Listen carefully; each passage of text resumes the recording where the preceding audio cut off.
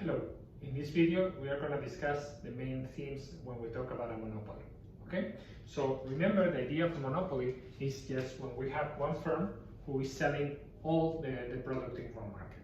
So in a typical graph in this course we have a demand function, so we have a graph in which we have P and Q, and we have a downward sloping demand function. So that means that the willingness to pay of consumers, if we want to sell more units, of course, in order to sell those units, the willingness to pay of the consumers will be to pay lower prices. So the lower the price, the more units we will sell.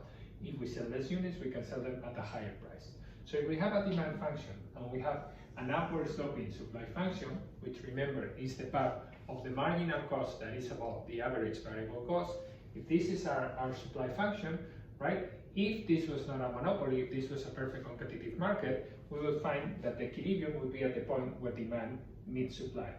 So we will have this point E, right? And this would be the equilibrium quantity in a perfect competitive market. This would be the equilibrium price in a perfect competitive market. Now, when you have a monopolist, they don't, and the reason why that's an equilibrium, of course, is because of competition. Because people will go to buy, consumers will go to buy from whoever sells the product at a cheaper cost. Okay? And the same, sellers will try to sell it at the highest possible cost, and perfect information. Everybody knows everybody's prices. Competition will drive prices to be here. Okay, this will be the equilibrium price, this will be the equilibrium quantity. Now, the question when we have a monopoly is that the monopoly doesn't have any competition. So they can really choose any point in the demand function that maximizes their profits.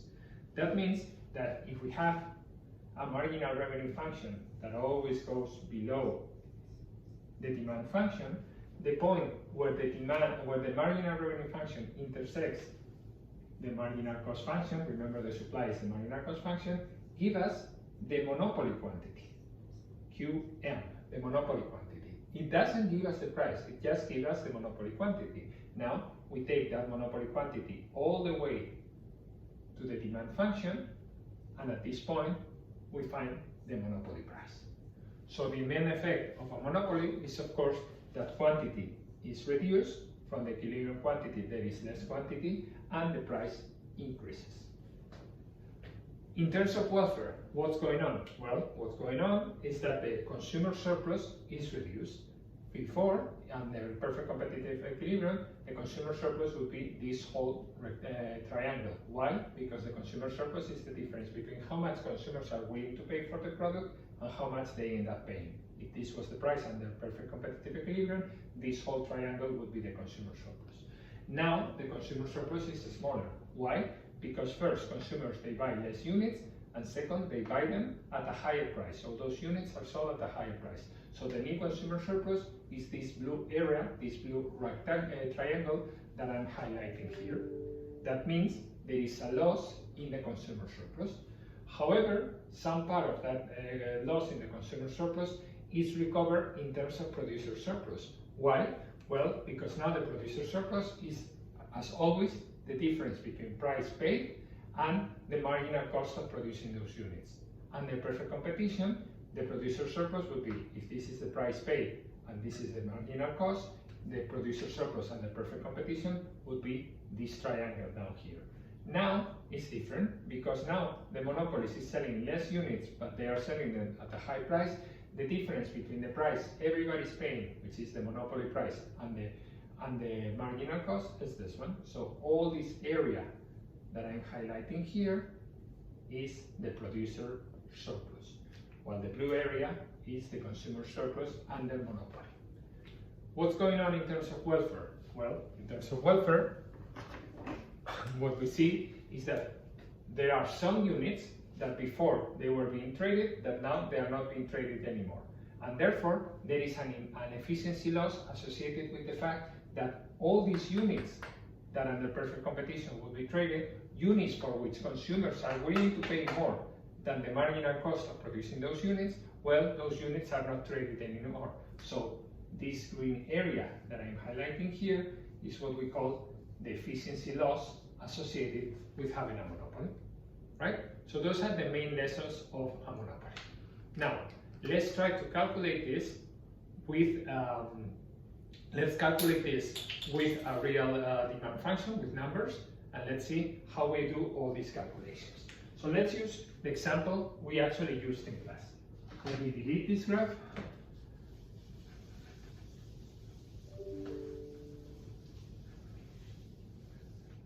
And let's use the example we had in class. Just a second, I need to remember what the demand function is. So let's assume that they tell us that there is a Q equal to 12 minus 2P, right? This is actually the demand. Later when we talk about two countries and we talk about price discrimination, we're going to say this is the demand in the US. So let's assume the demand is Q equals 12 minus 2P, and they also tell us that there is a marginal cost equal to 1. Well, this simplifies our lives a lot, because now the marginal cost function in our general graph, the marginal cost function is just going to be, well, the marginal cost function is always the same, so it's always 1. So the marginal cost function is always going to be a horizontal line at height 1. Let's keep it like this to make things simpler. Now, let's draw this demand function. What do we know? Well, when P is 0, Q equals 12. And when Q is 0, P equals 2P goes to the other side, so P equals 6. So we know the demand function is something like this, that intersects at 12. Okay? Now, good, very good. So if this was a monopoly, now how would we find the price this monopoly would be charging? Well, like always in monopoly, if they cannot price discriminate, we will find the price at the point where marginal revenue equals marginal cost. So what we need to do is first have revenue. What is revenue? We know that revenue is price times quantity. So we need to write the revenue function as a function of the quantity, such as later we can do the marginal revenue. So what is price? Well, if Q equals 12 minus 2P, P is going to be equal to 12 minus Q divided by 2. So that is the price multiplied, of course, by the quantity. So another way of saying this is that revenue is 6Q minus 1/2 of Q squared. And now, what is the marginal revenue? Well, marginal revenue is the derivative of revenue with respect to quantity. So all we have to do is take the derivative there. The derivative of 6Q minus 1/2 of Q squared is going to be 6 minus Q. Okay, so now we can write the marginal revenue function. Why? Because the marginal revenue function is equal to 6 minus Q. So if Q is 0, what is the marginal revenue? 6. So the marginal revenue function starts at the same point. And when is the marginal, so basically it starts here with a slope of minus 1. When is the marginal revenue equals to 0? When Q equals 6. Okay? So now we are trying to find the point where marginal revenue equals marginal cost. We're trying to find this point to give us the monopoly quantity, the quantity a monopolies would charge. Okay? So when marginal revenue equals marginal cost, that means marginal revenue 6 minus Q equals marginal cost, which is 1. Very good. So that means Q goes to the other side. This means Q equals 5. So we know that at this point Q equals 5. Does that tell us that the price this monopoly is going to charge equals 1? No.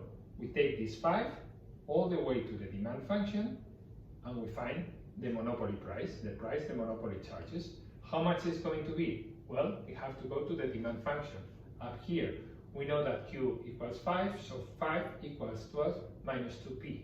So that's another way of saying 2P equals 7.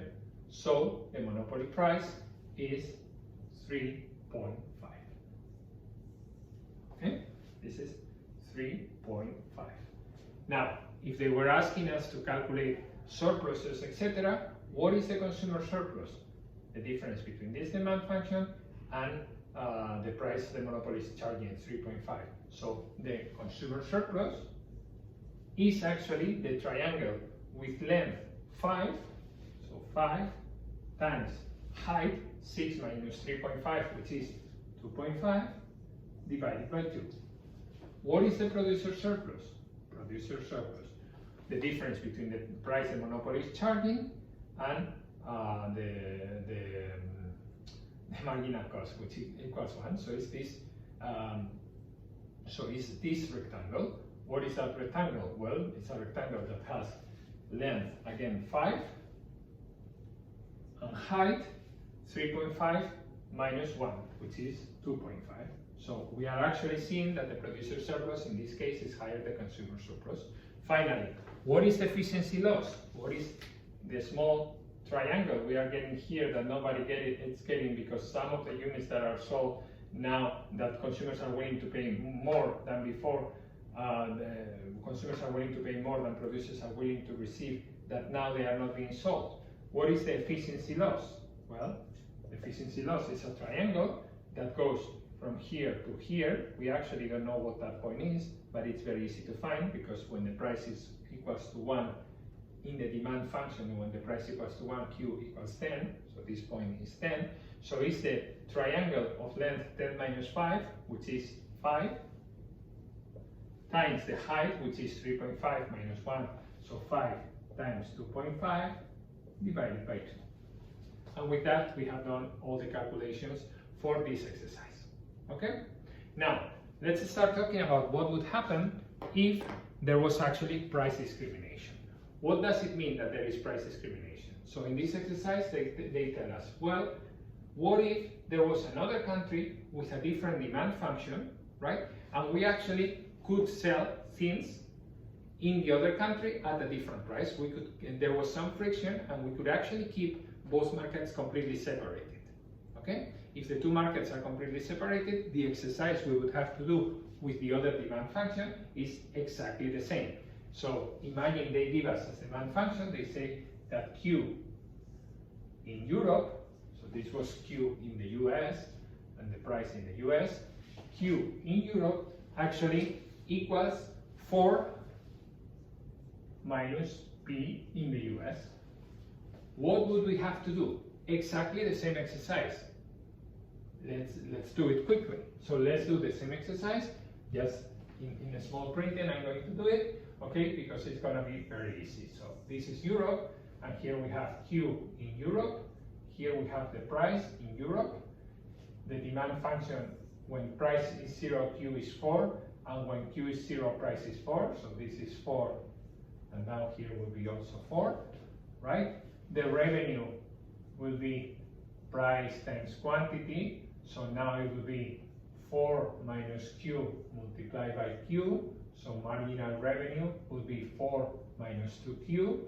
Marginal revenue equal to marginal cost would say 4 minus 2Q equals 1. So Q equals 3 divided by 2, which is 1.5. Q equals 1.5. And the price, well, when Q equals 1.5, the price is 2.5.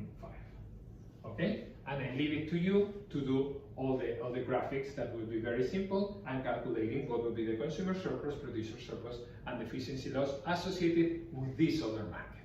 Okay? Fine. Now, the interesting thing here is comparing what's going on when it is possible to do, to price discriminate versus when it is not possible to price discriminate. Okay? So let me erase some things here. Not everything, I just want to erase a few things. In particular, this is what I'm going to erase. Okay, let's keep everything together because I want to do a graph that is similar to the one we had in class, in which I'm going to have here the market in the US, here the market in Europe, European Union, and here the most interesting thing, which is US plus Europe. Okay? So let's draw price, quantity in the US, price, quantity in Europe, price, total quantity. Let's call it QT. So we know that the demand in the US, it started at 6, so it was something like this. We know that the demand in Europe started at 4 and was going like this. So this is 6, this is 4. The first important thing we need to do is to aggregate demands. How do we aggregate demands? Well, we have to be careful. So we have to be careful with the important price points, which are 6 and 4. 6 and 4. Why do we have to be careful? Because what is the total demand if there's actually no, if the price is very high, if the price is higher than 6? Who is going to consume this product if the price is higher than 6? Definitely not Europeans. They only buy if the price is 4 or below. But also not Americans, because they only buy if the price is 6 or below. So if the price is above 6, the total quantity is 0. Only when the price is between 6 and 4, who consumes? Not Europeans. Only between 6 and 4, only the US. So this part of the demand curve, of the aggregate demand curve, is the American demand curve. Okay? Actually, what is the quantity, the American quantity, when the price equals 4, when the price is 4? Let's substitute it. If the price is 4, 2 times 4 is 8, 12 minus 8 is 4. So we know that 4 units will be traded. Okay? And now, what is the aggregate demand when the price is 4 or below? Well, it will be the sum of the units consumed in the US plus the sum of the units consumed in Europe. So it will be something with a different slope that goes through there. I leave it for you to make sure that the total quantity, which is the total quantity, which is the quantity in the US plus the quantity in Europe, is going to be equal to, again, 4 if we are adding the two things from the right. Let's see it very easily. So what is the total quantity? The total quantity will be the quantity in the US plus the quantity in Europe as long as the price is 4 or below. So it's going to be 12 plus 4, which is 16, minus 2p minus p. So 16 minus 3 times p. That is the total quantity. Notice that if the price equals 4, 3 times 4 is 12, 16 minus 12 is 4. So in this demand function, which is the total quantity, when the price is below 4, this is also 4. Okay? Now, the question is, which price, if this monopoly was not able to price discriminate, which price would they sell? Well, in this particular exercise with these numbers, it's very easy because we for sure know that they are not going to sell at a price higher than 4. Why aren't they going to sell? Why is this monopoly not going to sell at a price higher than 4? Well, because even if he was just, remember, even if he was just selling for the American market, he was choosing a price that was below 4. So for sure, now that they have the US but also Europe, they're going to not charge a price higher than 4. They don't even do it when they only have the high demand. So of course, these guys who are not willing to pay 4, when they are there, of course they're not going to be giving a price above 4. So basically, this means that we are definitely going to be in this part of the demand.